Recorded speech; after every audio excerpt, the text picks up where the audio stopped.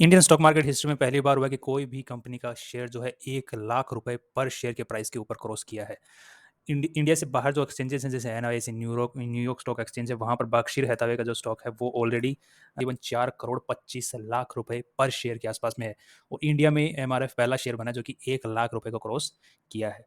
तो अगर इस कंपनी की बात करते हैं तो कंपनी का ग्रोथ काफ़ी अच्छा रहा है पास्ट में, और एमआरएफ को सब लोग जानते हैं। टायर इंडस्ट्री का अपने आप में एक बड़ा नाम है और इसके जो टायर्स हैं काफ़ी फेमस हैं। और अगर मार्केट इंडिकेटर्स की बात करते हैं तो जो रिप्लेसमेंट, जो कि हम टायर एक बार यूज़ होने के बाद में जब दोबारा टायर डलवाते हैं अपनी गाड़ियों में, तो मोस्टली 60% से ज़्यादा लोग एमआरएफ के टायर्स को प्रेफर करते हैं। कंपनी की तरफ से जब एडजस्टेड आते हैं तो काफ़ी कंपनीज़ के साथ में एमआरएफ के टायर्स ऑलरेडी इनबिल्ट आते हैं, बट काफ़ी दूसरी कंपनीज़ के भी आते हैं, बट रिप्लेसमेंट जब हम करते हैं तो एमआरएफ ज़्यादा पसंद करते हैं। तो मार्केट जो है कम एमआरएफ को, जैसे हम लोग जानते हैं कि टायर का जो सेगमेंट है आगे फ्यूचर भी इसका रहने वाला है, क्योंकि ऑफ कोर्स गाड़ियाँ ईवी में चेंज हो जाएंगी या फिर हाइड्रोजन में चेंज हो जाएंगी या हाइब्रिड हो जाएंगी, वो टायर तो वही रहने वाले हैं ऑफ कोर्स। और अगर इनमें कुछ इंप्रूवमेंट आएगा भी तो अगेन रबर के टायर्स ही रहने वाले हैं, जो कि एमआरएफ ऑलरेडी बनाता है, तो इसको शिफ्ट ही करना पड़ेगा। सो एमआरएफ का मार्केट आज के दिन गुडविल है, मार्केट है, फ्यूचर है। तो इसको रोकने वाला कौन है आगे बढ़ने से? अगर हम वैल्यूएशन की बात करते हैं कि आज के दिन अगर वैल्यू बहुत ज़्यादा ऊपर चलती है तो हो सकता है कि वैल्यू थोड़े टाइम में नीचे आ जाए, बट अगर हम इस चीज़ की बात करते हैं तो यहाँ पर बुक वैल्यू जो है 34,000 रुपए पर शेयर का बुक वैल्यू है, और 99,000 के आसपास में चल रहा है, मतलब 1 लाख के आसपास में आज क्रॉस करके आया है। तो टोटल मार्केट कैप जो कंपनी का हो गया, मतलब आज के दिन अगर ये इसी कंपनी को, पूरी कंपनी को खरीदना हो तो कोई भी आदमी खरीद सकता है 42,000 करोड़ रुपए कंपनी को देकर के।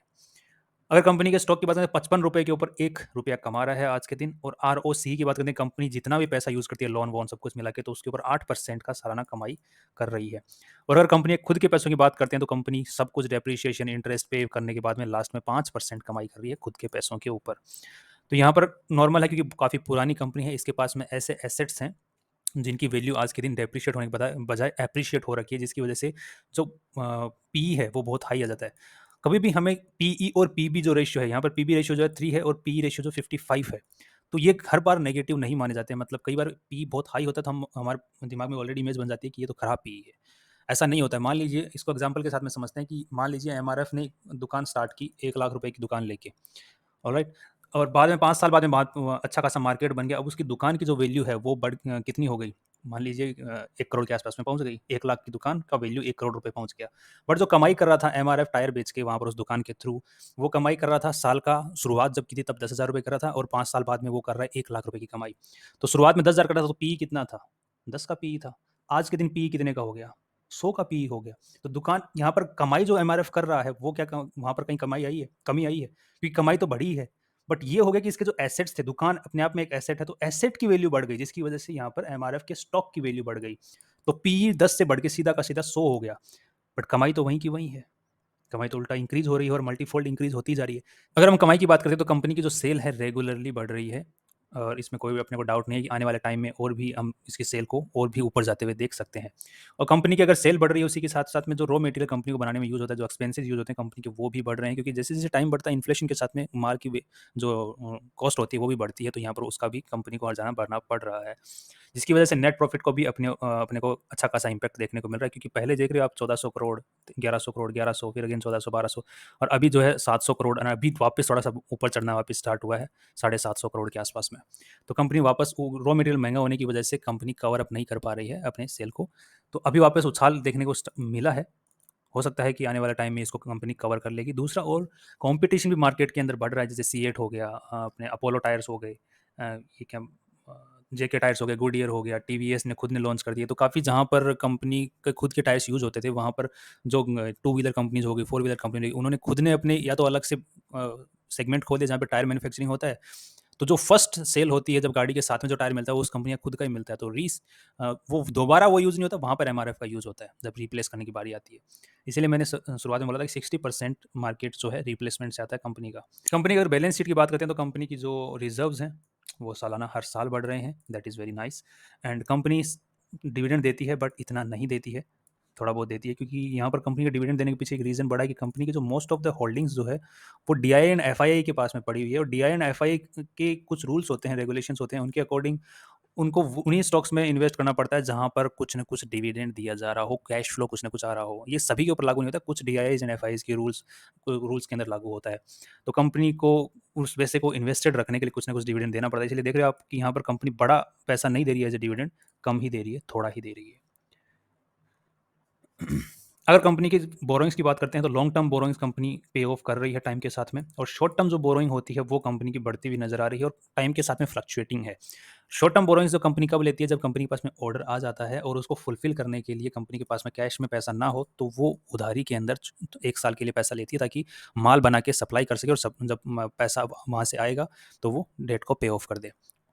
तो इसके लिए शॉर्ट टर्म में तो यहाँ पर अपने क्लियरली देख पा रहे हैं यहाँ पर कि कंपनी माल बना के ट्रेड रिसीवेबल 2500 करोड़ का है, और कैश कंपनी के पास में आज में 250 करोड़ के आसपास से पड़ा। तो 2500 करोड़ का माल बन के गया हुआ है, रिसिप्ट बनी हुई है, पैसा आना बाकी है। तो जैसे ही पैसा आता है, ये डेट, शॉर्ट टर्म जो डेट होता है, ये क्लियर कर दिया जाएगा। अदर बोरोइंग्स कुछ है नहीं, और छोटी मोटी और लाइबिलिटीज जैसे प्रोविजंस हो गए, वो भी कंपनी के ऊपर है। फाइनली अपने अगर फिक्स्ड एसेट्स की बात करते हैं, तो कंपनी के पास में आज के दिन लैंड है जिसकी आज के दिन वैल्यू 678 करोड़ की है, बिल्डिंग है जिसकी 3700 करोड़ के आसपास में वैल्यू है, और मशीनरी, ऑफ कोर्स टायर में है तो मशीनरी 9000 करोड़ के आसपास की मशीनरी है। तो कंपनी का जो एसेट क्लास है उसका क्लासिफिकेशन काफ़ी ठीक है, कहीं इश्यू अपने को दिख नहीं रहा।